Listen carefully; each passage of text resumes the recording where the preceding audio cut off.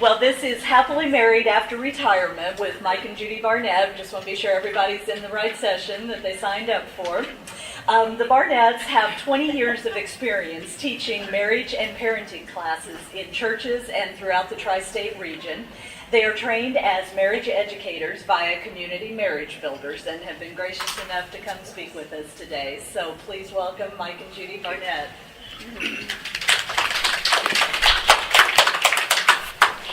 Well, when Cindy, if you can't hear us, because we've got music therapy going on next door and we've got a loud air conditioner, so if you cannot hear us, please move forward, but we'll try to use our outside voices. When Cindy asked Mike and I to do this, I almost laughed out loud because I had been retired. She asked us at the end of last year, 2013, and I had been retired from teaching for 13 years, and I had my act together. On the other hand, Mike, he's the other hand, he had just retired less than a year, and we did not have our act together. And I thought to myself, how are we going to stand in front of people and talk to them about happily married after retirement? There is no way. But we've had a year to practice on our new patterns and our new routines, almost a year, not quite.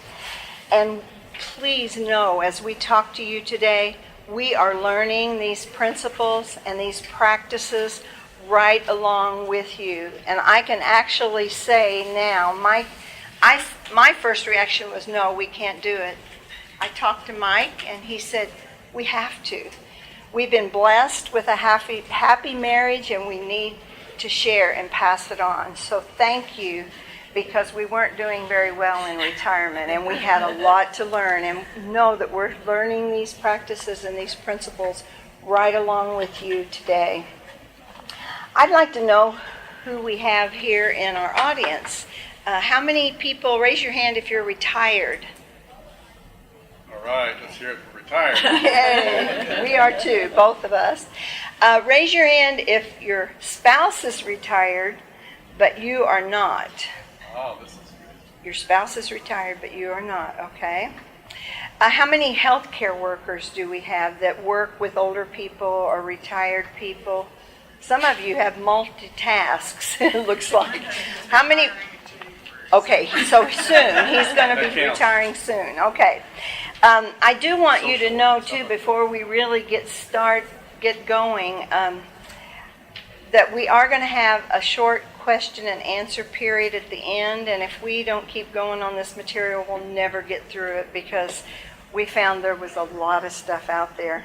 So, how many just wish they were retired and they're not? Already? Okay. All right. Well, I'll introduce us a little bit beyond what Cindy said because I want you to know who we are. Mike and I have been married 44 years. We have 4 beautiful married daughters. We have 4 great sons-in-laws that, had we picked them ourselves, is exactly who we would have picked to have to live with those 4 beautiful daughters. We have 10 grandchildren, 11 years old and under. And the most recent one is just a month old this week. So our youngest daughter just had her 3rd. They're 11, 9, 9, 9, 6, 6, 5, 5, 4, and newborn. And do we have a ball at Christmas? We have 7 grandsons. After all these daughters, we have 7 grandsons and 3 now granddaughters. And I was honored by the last little granddaughter being named Judy. So Mike and Judy Barnett, but you said that. Okay. I'm a retired school teacher with my master's degree, and I taught in mostly private schools, but some public education for about 20 years.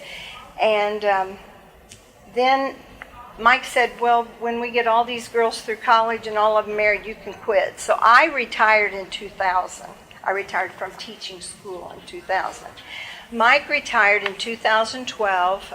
He was a pharmacist, and most of his working time was clinical and hospital pharmacy. And as Cindy already said, we've taught marriage and parenting classes approximately 20 years at our church, and then from 2007 to 2009 with Community Marriage Builders.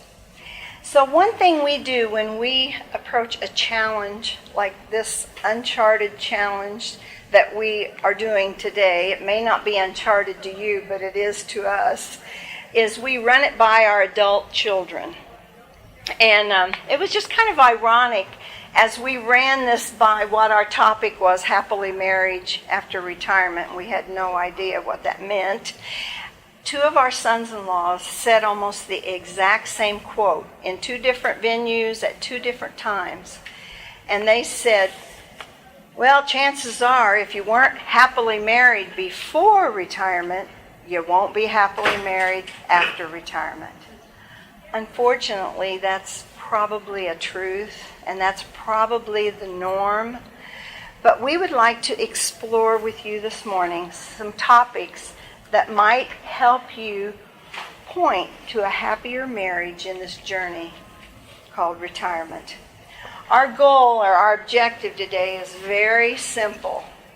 It's a practical approach to couplehood in retirement years. Well, let's get started.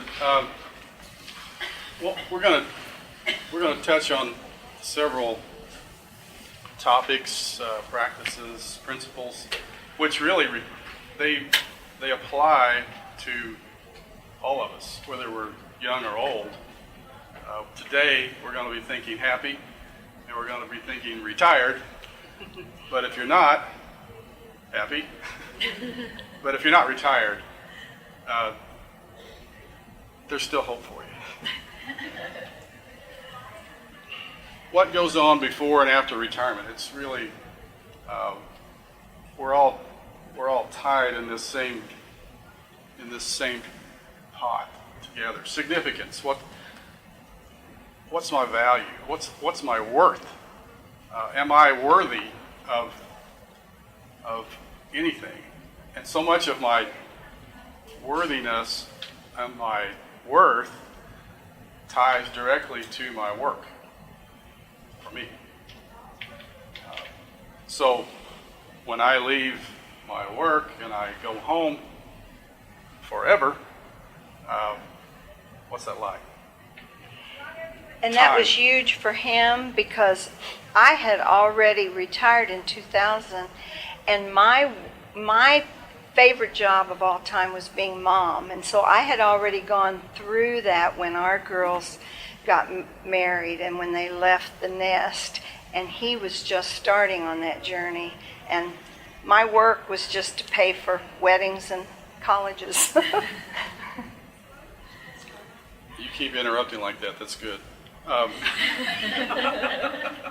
It'll just take, the cognition has to kick in here. Where was I? I'm just kidding.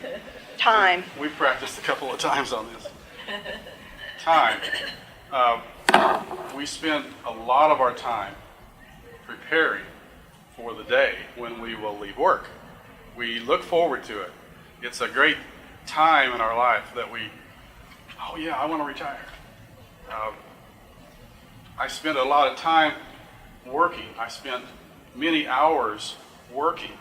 Much of my time before I was retired, I was away from home. I didn't interact with her on that 24 hours, 7 day a week thing. So time plays a significant role in who we are as retired people. One of the things we've had to learn about time, because he has worked 2 and 3 jobs at a time, and I was home with 4 kids under 5. We had all 4 of our girls in 5 years, which I loved. But what we have found after retirement is we had to find some shared interests. We both love gardening, flower gardening, working in our yard. We volunteer across the street from our house at the state hospital. We take care of the of the patios over there and do some wildflower things. We were so excited when they told us we were next to music therapy because we both love music and rhythm, and we've taken a couple dance classes in our married life, but we're planning to do that again. Mike loves to restore things. He's restored a truck and he's working on an old boat, and luckily I like the water, so we're planning on those things as shared interests, and we're working on those. We're still working on these too, remember? But it's also very important to keep those individual interests that you have, those individual friends. I have a sorority, and I have a lot of friends I get together with for lunch, and Mike worked so much that he's learning how to do these individual interests, and we're still learning. Those interests usually cost money. And I don't know why, it's not my fault, but it seems like my interests are more expensive than hers. It's because you're a guy. Your toys are bigger. And so I've spent 40 years making money, and that it's not totally cut off, but I miss making money. I do. And it's coming in. I worked hard, saved hard. Now it's kind of like that thing, that rainy day thing. It's time to be rainy, and I don't want to spend that. I want to keep, it's like I need to go back out and get another job just to take care of my interests. Because a boat is a bottomless interest. And this one especially because it's just a piece of junk. This next topic, hopefully, is a shared interest. Notice he made me do the sex part. But it's important in retirement. Happily married, you want to spend some time. You've got so much more time now to light the candles, to be creative, to set the stage. And ladies, lace, especially black lace, covers a multitude of sins. And most That's why I men... had her do sex. Am I going to stand up here and say that? No way. I only have one, but most men I hear really do love black, and they like lace. And then the neat thing about being retirement, and you got the whole house. We have 4 or 5 bedrooms in our house. You've got the whole house.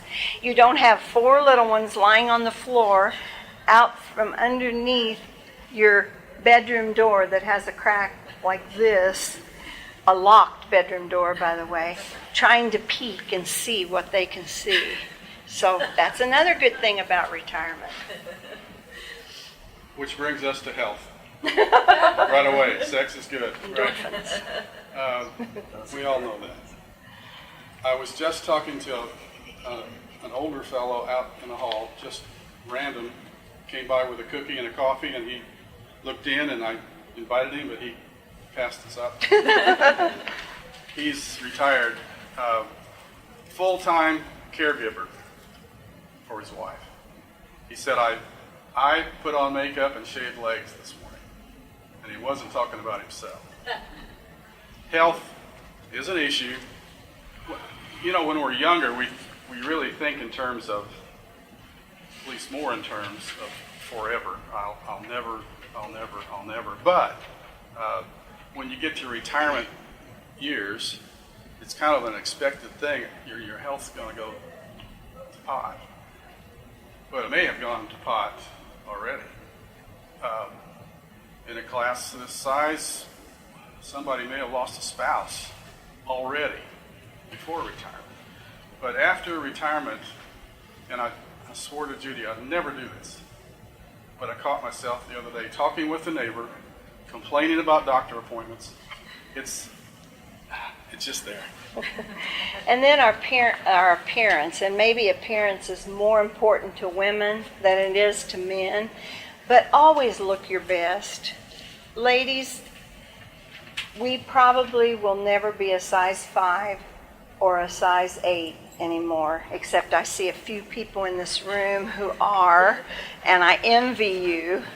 But whatever size you are, you can look your best because you feel better about yourself if you keep your appearance a priority. Going a little deeper in this, going back to those tangible topics that we had just looked at, I forgot my reference. Dr. Henry Cloud wrote a book. Turn it around so I can read it. Thank you. The Law of Happiness. He's actually the man who wrote with Townsend, John Townsend, Boundaries, which is a great book too. Great book. Best. He said a couple of things that make sense to us. One, we are wired for happiness. We don't always push the right buttons to get that happiness, but we're wired for it. He also says this, happiness can be found, and there are principles and practices that reveal why we can. These are some of the principles, practices,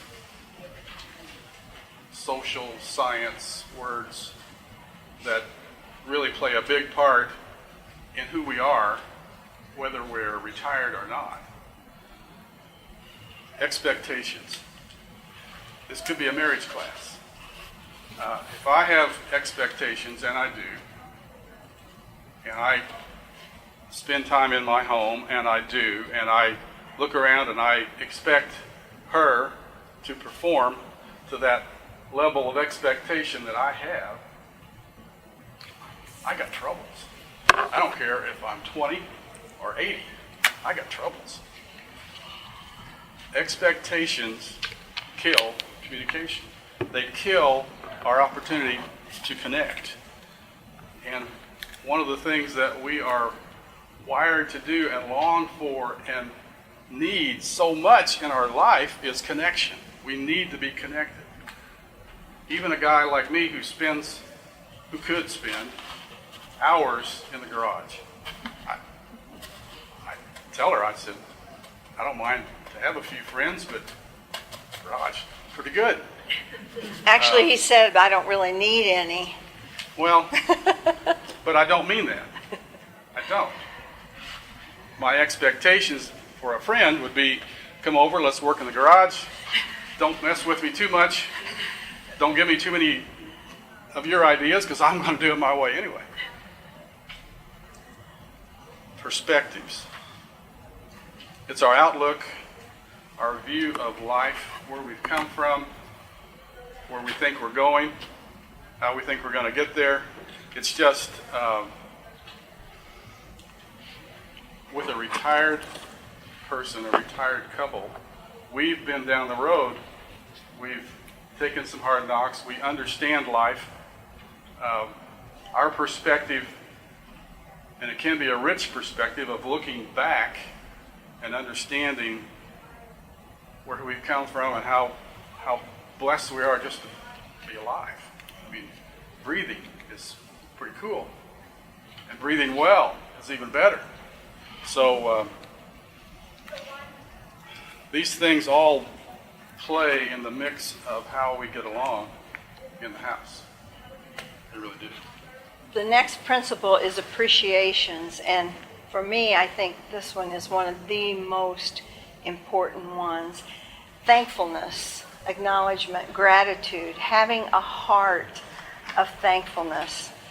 And one of my favorite books, and this is also a New York Times bestseller, is Dare to Live Fully, Right Where You Are, 1,000 Gifts. It's by Ann Voskamp. And she actually entitled one of her chapters, Thankfulness or Thanksgiving is a Word to Live and Die By. And she has quoted from a couple of people, and these quotes to me were just life-changing quotes. She says, Eucharist, another word for Thanksgiving, is the state of the perfect man. It's the life of paradise. Eucharist is the only full and real response of man to God's creation, redemption, and the gift of heaven. You can't receive that with a critical heart. The opposite of thanksgiving is being critical, then neglectful. Then that leads to anger with your spouse. She also quotes, did I say that was Alexander Schumann? That's who she quoted from. She also quotes about gratitude from Sarah Brethnich. And Sarah says, gratitude bestows reverence. I may have to read this one twice because it's kind of deep. Allowing us to encounter everyday epiphanies. And those are those transcendent moments of awe that change forever how we experience life and how we experience the world. The only way that we can experience the world that way is with a thankful heart. We won't do that with a critical heart. So she says it's a word to live and to die by. We get to choose. That's the neat thing. If you have a grateful and a thankful heart, it's absolutely impossible to feel anger because we can't feel two emotions at the same time. And so we get to choose which emotion that we want to feel. She also had one other comment about joy and happiness that I loved. She says, if the heights of our joy are measured by the depths of our gratitude, and gratitude is a way of seeing, kind of like a spiritual perspective of smallness, then that might give us a good way of seeing each other. And you're thinking, now what? Say that again? I'll interpret it how I took it. How much larger our life would be and how much happier our marriages would be if old number one, which is me, self, would become smaller in our marriage. If Mike would prefer me over himself, and if I would prefer him over myself, it makes for a much happier marriage. They agree. Yeah, they're clapping about it. Being thankful and grateful for my spouse rather than being critical and angry makes for so much more harmony in the home after retirement. Now, I'm not talking about clamming up and never talking. I'm talking about telling each other what you're thankful for and what you appreciate. And that was one of the neatest things. This is, to me, my favorite tool is when we were marriage educators. It was called the DTR, and that stands for Daily Temperature Reading. You get together with your spouse, you sit side by side, they even recommended eye to eye, and you tell each other what you appreciate about each other. And not the same thing every day, over and over. Think of new things each day, what you appreciate about each other. And that is huge, I think. And we have some little tips the community marriage builder lady brought. If you would like, these are great. We still have this on our refrigerator. It's a little magnet. It's 10 ways to build a strong marriage, and we have several of these if you'd like to take one of those. Thanksgiving. The next principle is vulnerability. When I say the word vulnerable or vulnerability, what's the first word that, just yell it out, that comes to your mind? Are you scared to say it? What did somebody say? Scared. Fear? Scared. Okay, that's what Mike said. Fear, she said, or scared. I thought of weakness, but either way, the reason you have fear is because, but this is neat. This is the second best book that we have, and you may have already read it, Daring Greatly by Brené Brown. She's a doctor of psychology, and she says in her book, she defines vulnerability as uncertainty, risk, and emotional exposure. Now, Brené says we have gotten feeling confused with failure, and I think this is a very difficult topic, especially for men. Sorry, men. But, you want to be masculine and strong for us, but we love the feeling person that's inside of you. She says we've gotten that all confused. We've confused feeling with failing and emotion with liability. And I thought about that, and that's so true. If I show my feelings, and this is true with women too, but I think it's especially true with men. If I show my heart or my emotions, then I failed you. I'm not that strong person you think I am, or you might walk on my heart. You might break my heart if I give it to you. But Brene, when she was working on her doctorate, she did some research, and she asked people to finish the following sentence: vulnerability is blank. And I have a few of the examples that she has taken from people. Vulnerability is blank. Vulnerability is asking for help. It's sharing an unpopular opinion. It's starting my own business. It's initiating sex with my husband or with my wife. Vulnerability is getting fired. It's the first date after my divorce, or the first date after the loss of my spouse. It's trying something new. It's waiting for my biopsy to come back. It's being all in. It's saying I'm sorry first, and the list goes on and on and on.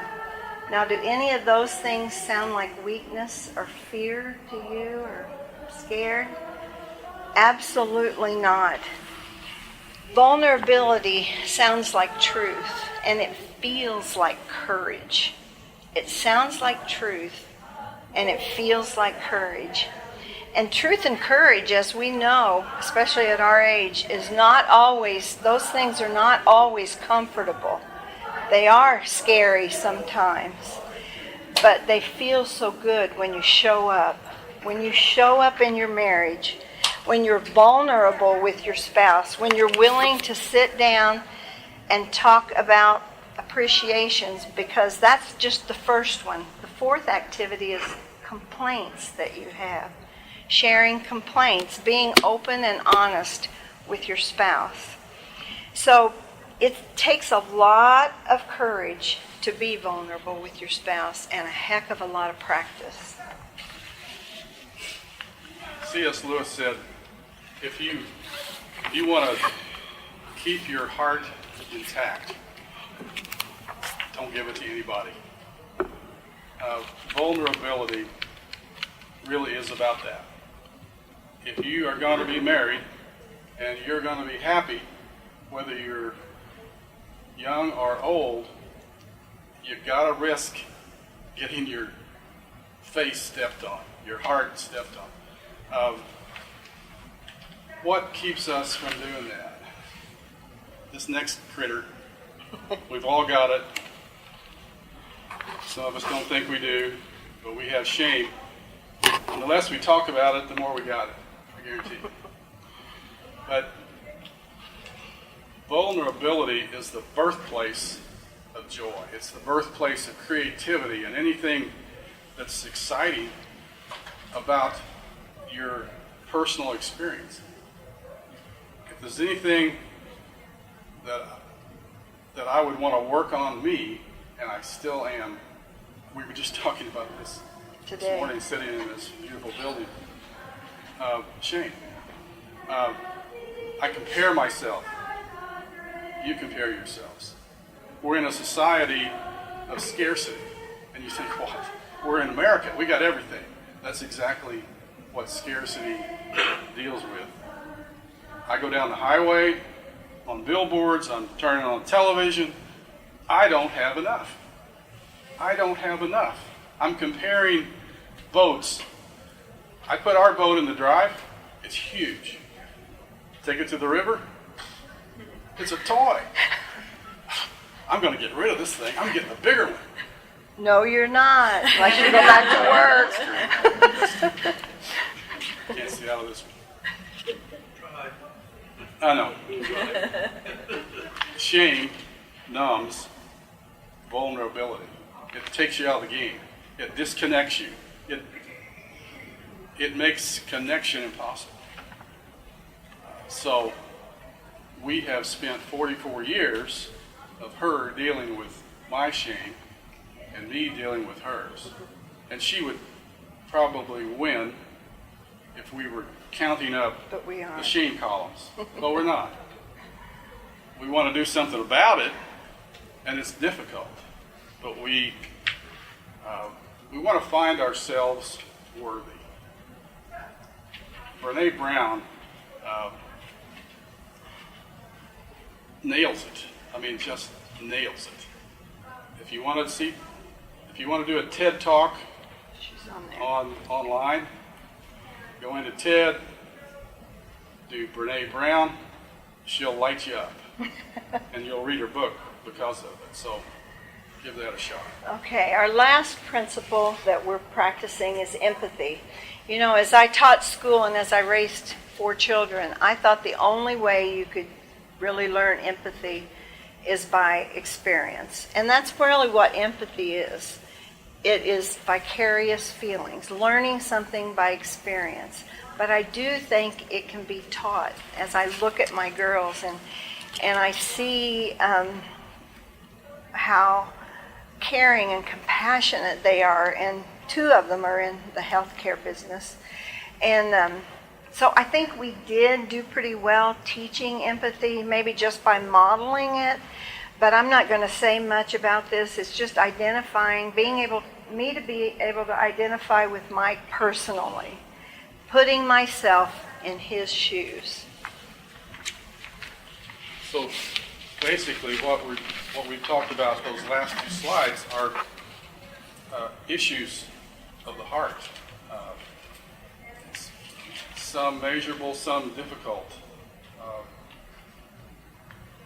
So what we're practicing, and it's hard, is to guard those issues that come out of this.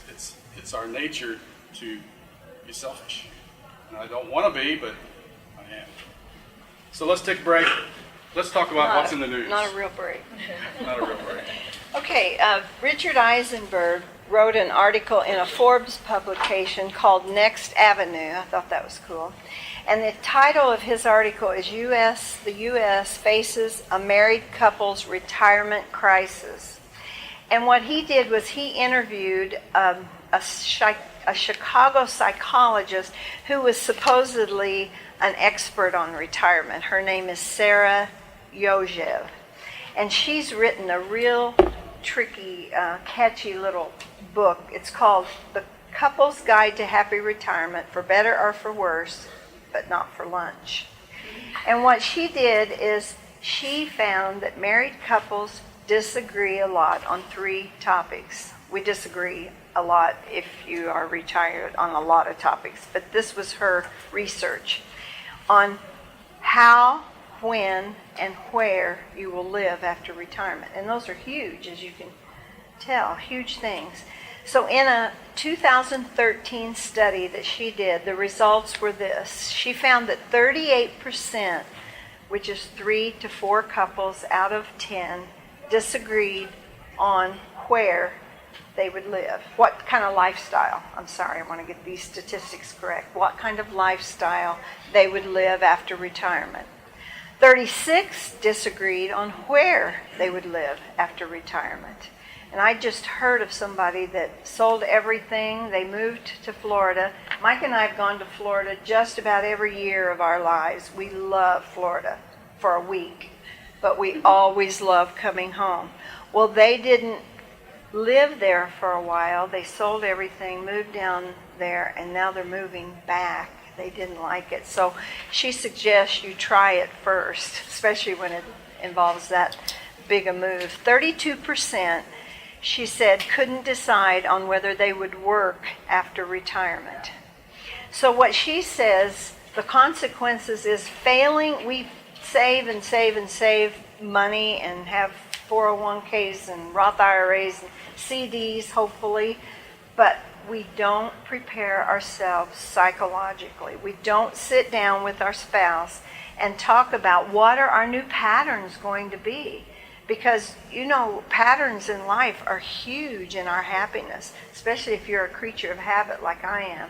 a quick example of something that we did sitting down when he first retired. I said, now you're not going to expect me to cook 3 meals a day, right? Because he had gotten up at 4:30, I get up at 7:30-ish, and we had separate breakfasts, and I can eat the very same thing for lunch every single day. He has to have something different all the time. I cooked 1 meal a day. So he said, no, I'll do breakfast. So he cooks breakfast. We rustle up something for lunch, and then we have a good meal in the evening. So talk about these things, folks. Aren't you going to mention that I clean up the dinner table? Well, I thought that'd be fair. and that the first week after he retired, he rearranged all my kitchen cabinets. Oh, I heard a gasp. That was my reaction too. Okay, we got to keep this thing going because we got a late start. So as much as we love each other, the crazy idiosyncrasies that we have are just exasperated when you retire. And those, Mike didn't know that I go around the house all day long singing, humming, whistling. I love music and I love to sing, and it drives him up the wall. He disappears. It's just like he goes to the neighbor's house. He'll run across the street to the state hospital to work. He goes to get away from my whistling and singing. So those things are just magnified when you're both at home 24/7. So she says marital satisfaction falls in the first 2 years of marriage, and that's why. So she says, make those adjustments and in your patterns quickly. Make it as short as possible. And then I added, learn your new patterns of being together after retirement as fast as you can. In this same article, Eisenberg interviewed another fella, not another, We got it. Eric Johnson. You took time. I'm going to take mine. I know, but we got a we're late gonna work start, this so. He interviewed the director of the Center for Decision Sciences at Columbia University. And this guy had 2 things to say, one good, one bad. For older adults, fluid intelligence goes pot. Our ability to learn and to accumulate and to do it quickly, that just goes. And I get that. The good news is that there's a thing called, every social scientist has to name these things. But anyway, crystallized intelligence is really accumulated up through our 60s. It's our work-a-day world. It's bumping into life along the way. So we Wisdom. have had longevity, we gain wisdom,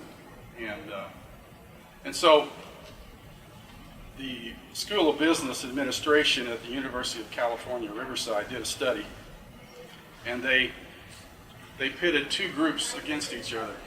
Half were teens and 20s, and half were 60s, 70s, and 80s, and they asked them all kinds of economic questions, decision-making questions, money things.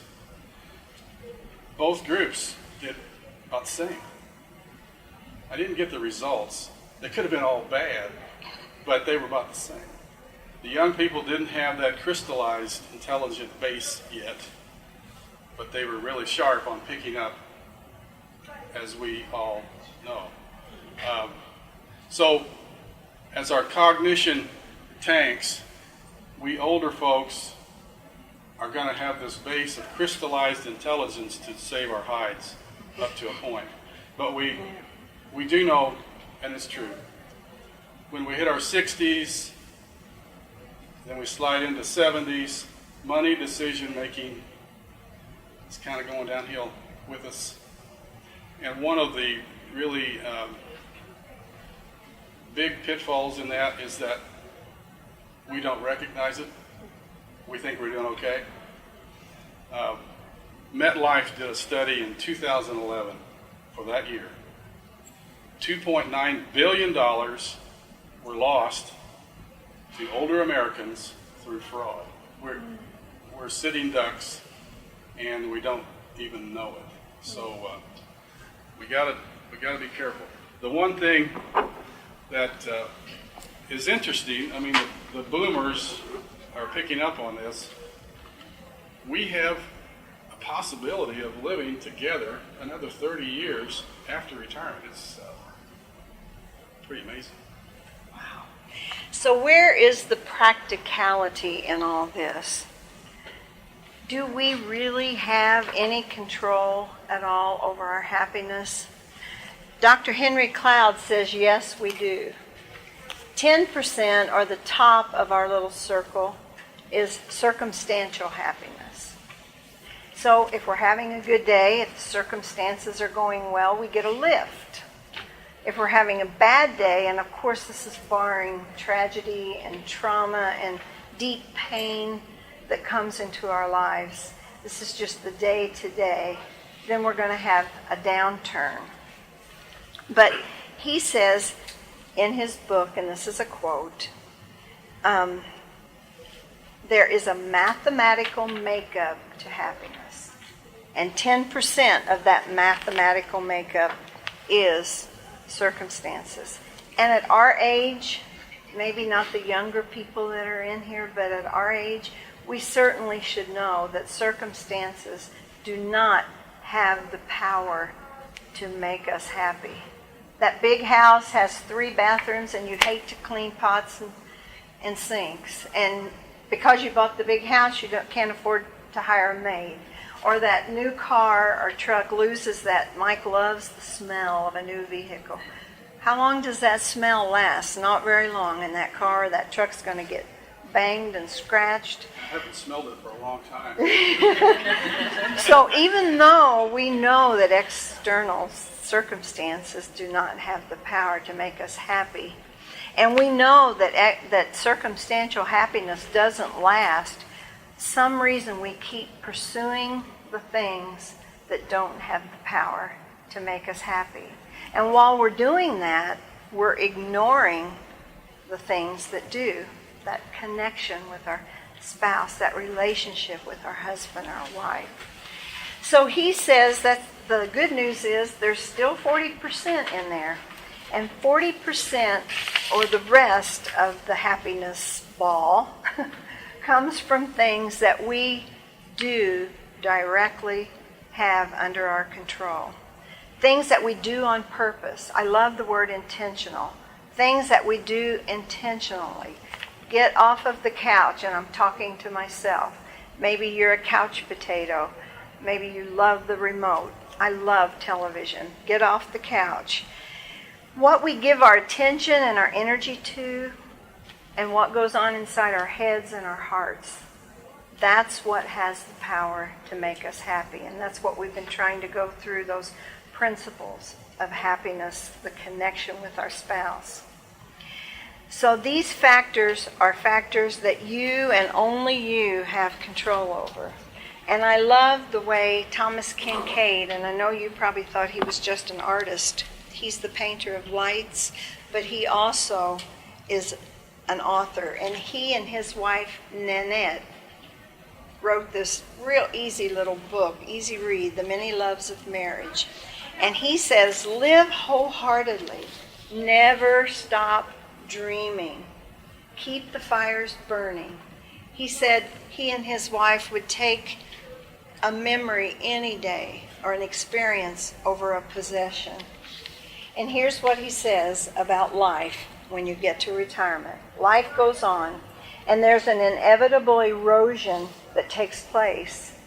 Dreams are like a fire in the fireplace. You can't leave the house, run errands, and expect the fire to keep burning merrily. A fire must be tended, and it's the same with dreams. If you don't pursue them, garner them, treasure them, build upon them through the years, they'll wane and fade. If you don't guard them from the push and pull and the pressures of life, you'll be left with a cold hearth and the ashes of what might have been. Thankfulness. Joe Aaron, long gone from us, but his articles still keep coming. The royalties keep rolling in for someone, hopefully his family. He wrote a piece about being thankful, and I just wanted to give you some examples of what I think being thankful looks like practically. I'm thankful for a wife who's my best friend. I like the way she cooks enchiladas and the way she sounds singing Amazing Grace. Which I don't know if that was good or bad. This is Joe Aaron. I'm thankful for the feel of a good book in my hands. Long gone. I am thankful for the beauty that surrounds us, the hills, the trees, the grazing cattle, the birds singing. I'm thankful for my job that has given me far more friends than ordinarily I would have had. I'm thankful for little timer devices that go off telling us that we're out of time. I'm thankful for precious memories. There's a practice to being thankful. You can walk in and tell your wife, honey, I am thankful for everything you do. See, going back to the garage. That's a nice try, but it doesn't work. Specifics in Thanksgiving is what works. And you have to practice that. Ann Voskamp challenged me. I read the book after everybody in the family finally talked me into reading it.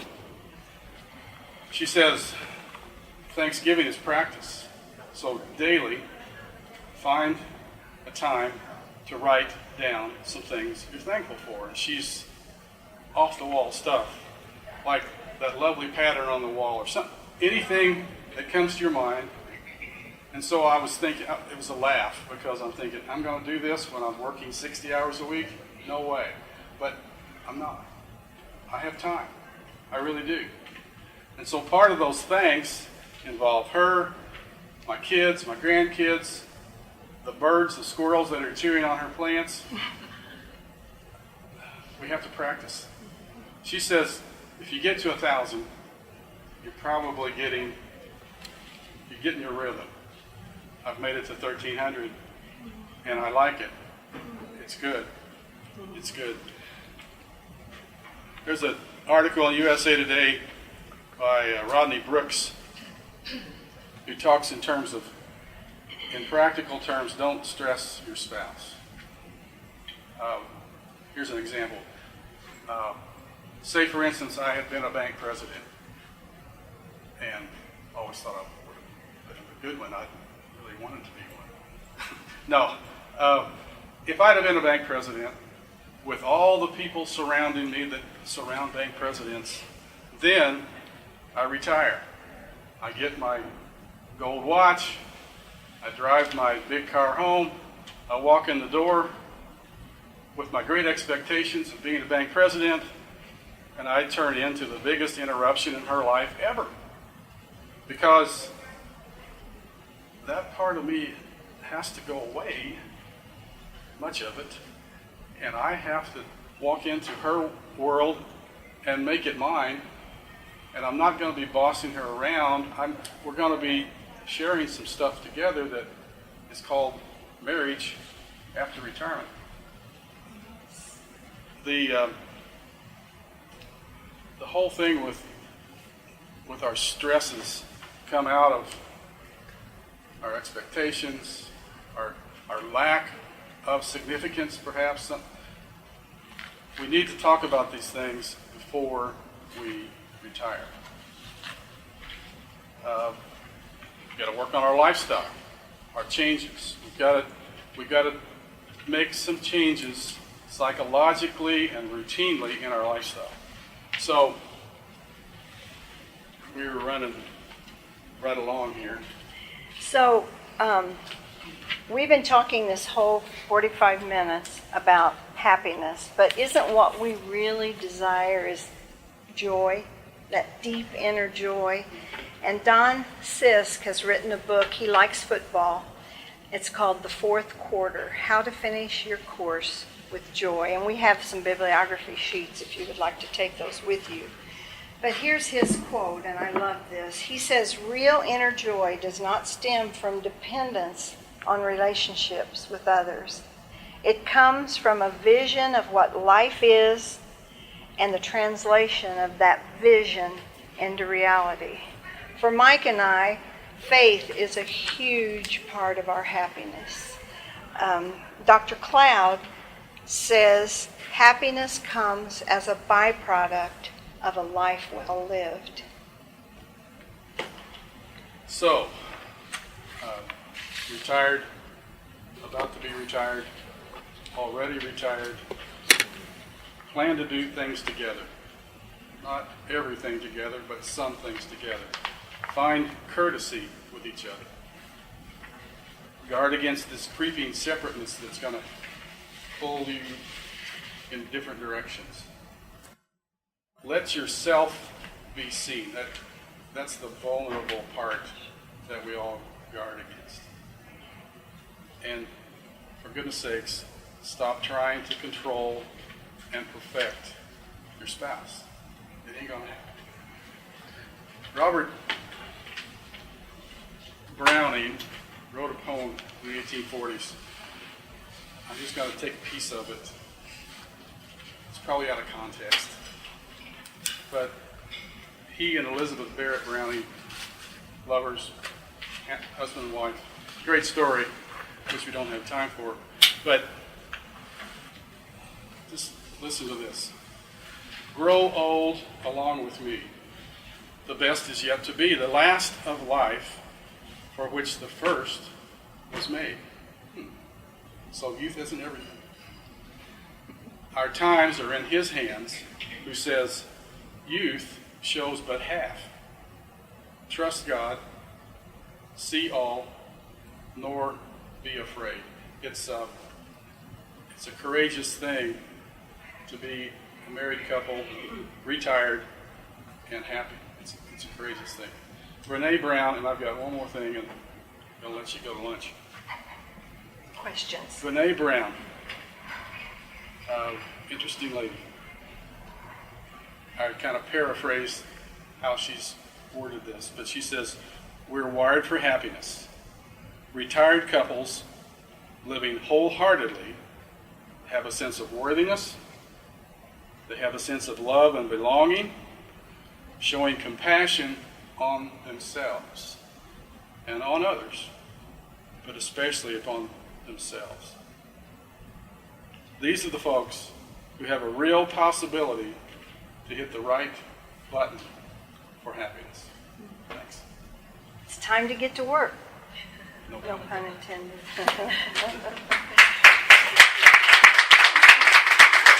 Do you have any questions?